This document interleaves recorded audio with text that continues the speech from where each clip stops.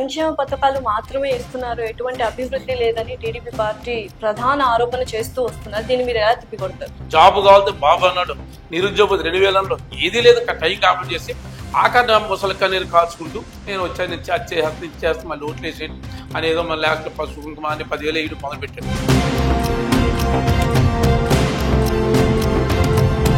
అంటే గోపాలపురం మన కాన్స్టిట్యున్సీ కాదు, కొంత నాన్ లోకల్ అని ఫీల్ అవుతారు, సో ప్రజల్లోకి వెళ్ళాలి అన్న ఉద్దేశమా? ఎక్కడైనా గడపడ తిరిగి అనుకోండి, గడపడ తిరిగి వచ్చాక ఆ రోజుల్లో సమస్య అడుగుతుంది, మా రోడ్డు బాగాలేదండి, మా ట్రైన్ లేదు, ఇది అడుగుతారు, స్పాట్ 20 లక్షలు ఇచ్చేస్తాం. ఇప్పుడు ఈ వెంకటేశ్వరరావు గారు మీ ప్రత్యర్థి, మీరు ఎటు వెళ్తే అటు వస్తున్నారా, లేకపోతే ఆయన ఎటు వెళ్తే మీరు అటు వెళ్తున్నారు? వాళ్ళ గోపాలపురం చక్కగా ఉంది, వాళ్ళ కొవ్వూరు కూడా నేను మంచి మెజార్టీని ఎక్కడానికి నేను చాలా ధీమా వ్యక్తం చేస్తాను. వాలంటీర్ వ్యవస్థ మీద కొంత వ్యతిరేకత ఉంది కాబట్టి ఆపారు, సో దాని గురించి మీరు ఏమంటారు? నిజంగా చెప్పాలంటే మా నాయకులే బాధలు ఉన్నారండి.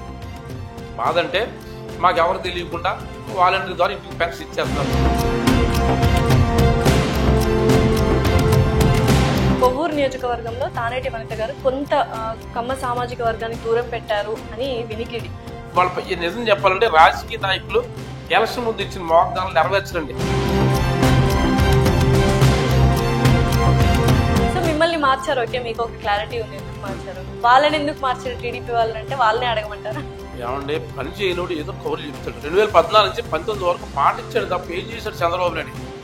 మాట గాలి చేసాడు తప్ప సుమారుగా 4 సంవత్సరాల 6 నెలల పాటు దేనికి పని చేయలే.